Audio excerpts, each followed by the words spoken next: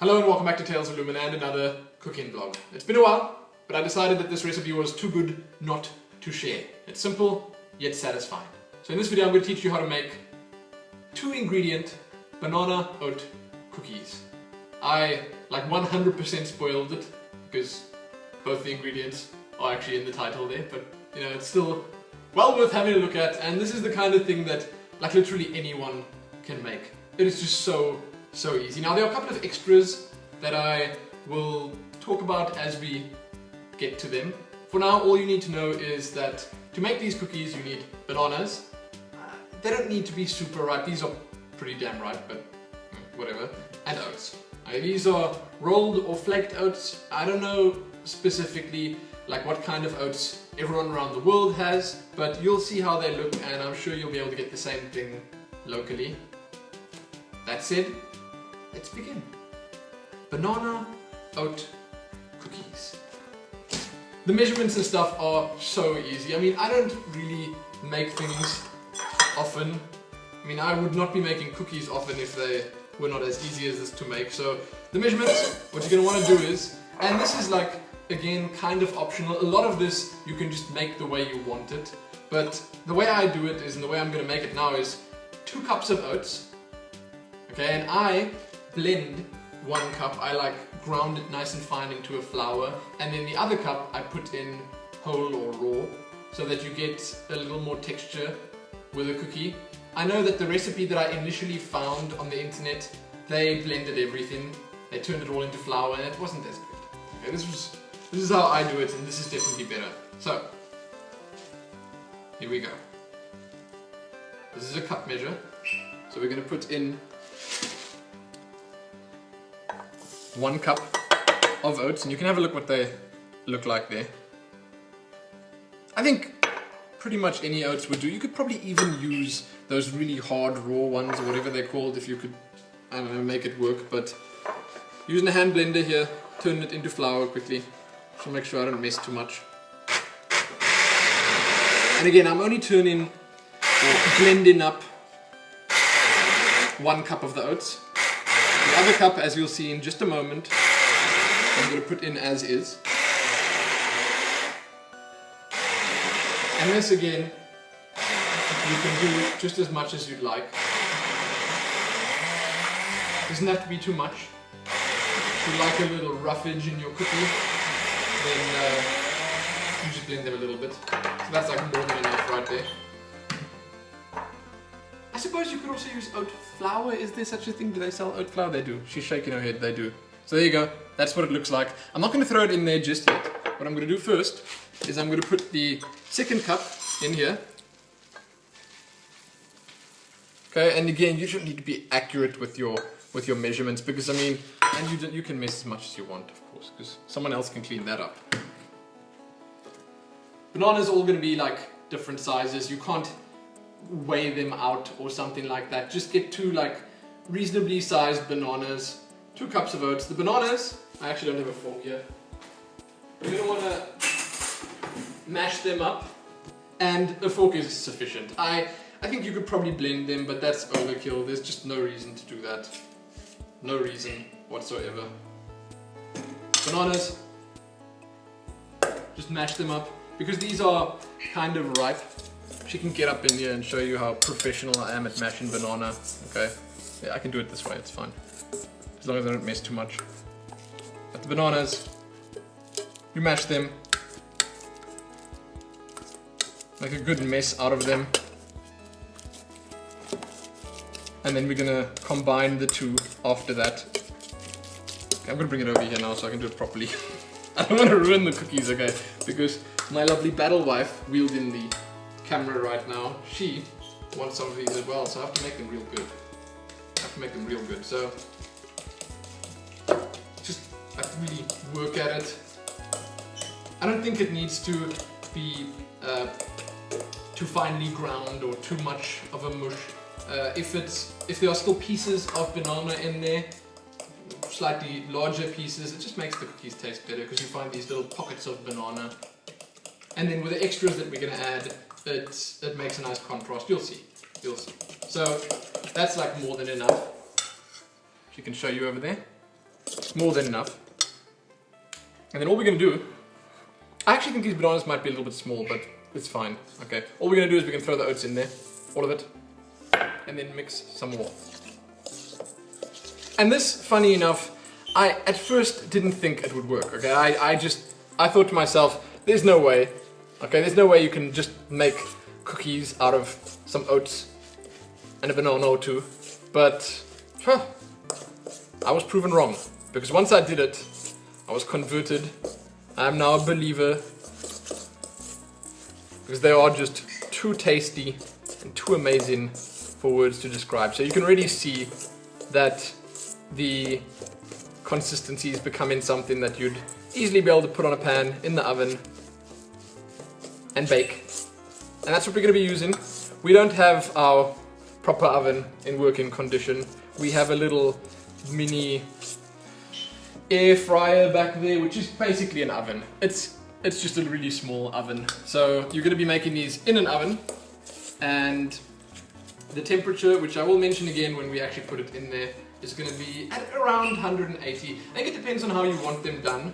You can probably get away with doing them on a lower temperature for a little bit longer, and that will cook them all the way through more evenly. And if you don't mind like your cookie being slightly softer on the inside, which is sometimes nice, then you can just put them in at a higher temperature. It'll brown the outside and you have a softer center. That's okay as well. And I recommend trying the mixture when you're making it, because it's real good. I mean, it's banana and oat. I have this for breakfast all the time. Not in this form, obviously, but I have it for breakfast all the time. Telling you now, I would endorse this if it was a thing. So that's it. That is your cookie base. Like, that's actually enough. If you want to go plain vanilla, then you stick with just this. It's fine. But what we do in our household to make things a little more tasty is we put like a drop of vanilla in. Okay, just a drop. You could probably put some cinnamon in here. That would probably taste nice, right? Probably put some cinnamon in here. You can actually add some sugar if you've got a sweet tooth. Wait, she gave me a tip on this. Last time I threw too much in. She said throw it into the cap. There we go, and make sure it's right. So I'm putting like a drop in. Yeah. Is that too little? A little bit more. I shouldn't be asking her. This is my recipe. Ooh, that's too much. Okay, it's like 2 drops. Okay. A little bit of vanilla. And that's again to taste. Like if you put a bit more in, it'll be a bit more vanilla. You can mix it up nicely. Okay, and then, this is where things get interesting. We're going to be putting Choc chips in. These are Stafford's Choc chips. Just the random Choc chips we bought at the supermarket. The box is almost empty. It's entirely my fault. Entirely my fault. I have made these with, let me show you, raisins before. I have this, what they call a fruitcake mix, and I've used this before, and it's amazing. That's a fruitcake mix. It's like sultanas and raisins and all sorts of other stuff like that. It works really, really well. I mean, when you put a raisin in the oven, it gets nice and crispy, and it just, it's real good. Okay, so that works incredibly well too, but for this one we're going to be using Choc chips. And you can put anything in here. I remember looking at the recipe a long time ago, and they suggested all sorts of things, anything you'd like. Seriously, anything you'd like in here that kind of fits with banana or oats. But we're going to go with the Choc chips, and I think this is actually just a good amount. I'm going to just carefully throw these in and then mix it first and just see, because I know some people don't want too many Choc chips in their cookies. Not me, by the way. I want all the Choc chips in my cookies. That's actually probably enough, right? Oh, look at that. Well, someone's going to be eating those later. Not going to complain. Definitely not going to complain. So, once you've mixed this up good, all that's left to do is I use cooking paper in the oven. You can use like a big tray. We've got all sorts of trays down there that we would have used if we had an oven, but because we've only got this thing, which is, like I said, a mini oven that's like for frying stuff, I take a piece of cooking paper, like around the right size, And this box is ruined, by the way. The tearing part isn't working, so I'm going to have to tear it by hand here. I'm going to break it. Okay, a scissor. A scissor. Here we go. Something like that.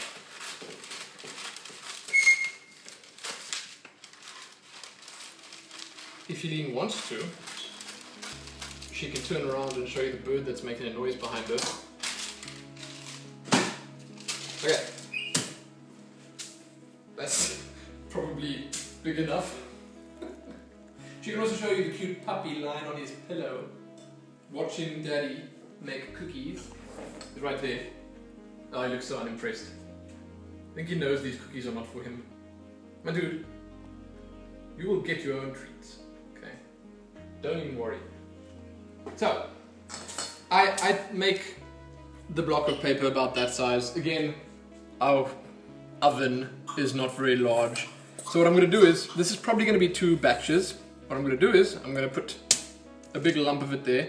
Might be, actually that's probably right. And then I'm going to flatten it out. I might need more of the paper though because I learned a little trick how to flatten it nicely. Now, you can do this in like a variety of different ways. What you could do if you feel like doing it that way is you could make individual cookies. And that's actually quite okay. It works. It works reasonably well. But I found that if you make one big one, like this, and you just flatten it out nicely, then you can just control like their size and their texture and everything much more. So you spread it out nicely. That's about half the mixture, as you can see there. And I usually use the other half. Okay, the little serrated edge is not working. Okay, use the other half to flatten it nicely, just so you don't have those sharp edges and stuff. So just use that, flatten it nicely. So it's like one big banana oat cookie. One big banana oat cookie. And then that, just like that, is going to go in here. Which again is just a substitute for the oven because the oven does not work currently. I'm going to put that in there. I'm going to turn the oven on. And as I said earlier in the video, you should probably be looking at like around 180. I tried it on 200, then it kind of browns. It darkens too fast, and in the middle, if you make it too thick, is still soft. So, like 180 is a good sweet spot. If you go down to like 160, then you have it cooking all the way through, but it takes quite a lot longer. So what I'm going to do is I'm going to put it on at 180, and I think that you generally want to put it in the oven for around 10 to 15 minutes. Again, it depends on your oven, it depends on how done you want them, and that's something that you've got to look at while it's busy cooking. Every now and then you just check on them, and if you can, I would suggest flipping it halfway, or maybe 3/4 of the way through. So you let it brown nicely on top, and then you just flip it over, and then let the bottom brown as well. Then you've got like a real nice, solid, good tasting, crispy cookie, and it's just going to be the best way of doing it. Okay, so we're going to leave that on now. We're going to stop recording, and I will show you guys what this looks like once it comes out, and taste it as well. I will obviously taste it too. Okay, we're back. The cookie should be just about done. I'm calling it a cookie. I'm going to be cutting it up into smaller cookies in just a moment, but it should be just about done. Then I'm going to put the other one in, and you guys are going to get a look at how amazingly tasty it is. I left it in for as long as possible, basically, so that it can brown nicely around the edges. We in this household, we like things nice and crispy. Okay, so that's the original top, and that's the bottom after I had flipped it. Okay, and I'm going to be cutting it now. Now this one I made kind of thin. You can see it's definitely not that thick, and because of that, it's going to be slightly harder, slightly more crispy. If you want your cookie to be more chewy, then you just make it a little thicker. You could even make it double as thick as this, and it'll still taste amazing. The texture will be really nice, but I wanted to make these slightly more crispy, so they are slightly thinner. So I'm going to put this one in now, and then I'm going to cut that up. I'm saying this like over and over again, but a regular oven does exactly the same thing as this. Exactly the same thing. So here we go. Get a knife. Maybe a plate so we can display it nicely.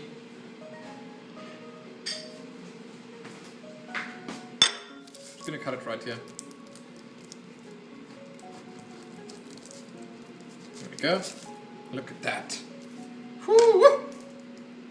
That's looking good. Now, the texture again depends a whole lot on how much you mash the banana up and on how fine the oats would be ground. So you could have actually probably put both cups of oats in without even touching them with a blender, and your cookies would have still been cookies and still tasted really good. I just like having like that mix so that you get them slightly more chewy. They stick together nicely, but they still have that oatsy feel to them because you left some of them whole basically. So I cut them like this usually, and I like it this way because then you get some of the inner pieces that are more chewy and the outer pieces that are more crispy, and it works. It works real good, and they look nice on a plate just because look like real proper homemade cookies, you know? I mean, these look healthy, and they are healthy, right? Because we didn't put any sugar in here. We are not big sugar people here. I mean, I like sweet stuff. I like chocolate, of course. There are choc chips in here, but I don't drink sugar in my coffee or anything like that. And you know, I don't want my cookies to be unhealthy. So this is basically just oats and banana. And the riper the banana, the sweeter the cookies would be. That's something you can keep in mind as well. And if you do have a sweet tooth, like I said, you can just put some sugar in there. Maybe put, you know, some extras in that would sweeten a lot of it up anyway. But there you go.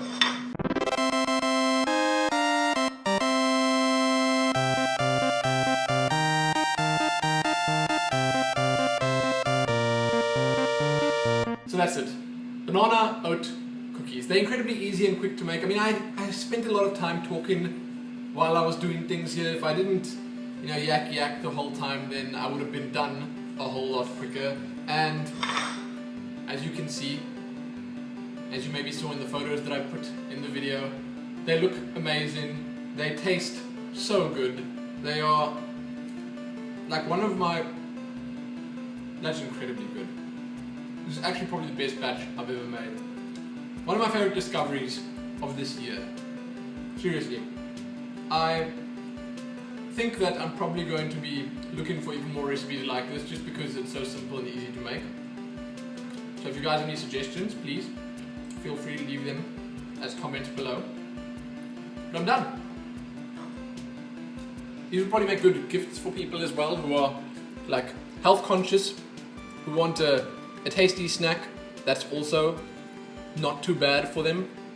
I mean, this is actually just straight up good stuff in here. Choc chips again, totally optional. I think that some people would probably feel better about just putting the raisins in there or anything else, anything like that. Cranberries would be so good as well. They're slightly more expensive than raisins, but it would be really good. There you go. Let me know what you think about the cookies. If you make them, please send me like some photos of how yours turned out, how you ended up making them yourself, because again, you could just do anything with this. It's just a nice base to build from if you want to, like, I don't know, do something creative. It's a good place to start. There you go. Enjoy the cookies. Check back here soon for more cooking videos. If you have any suggestions, tell me maybe what I should be making, cooking, baking, whatever. Let me know. Happy that.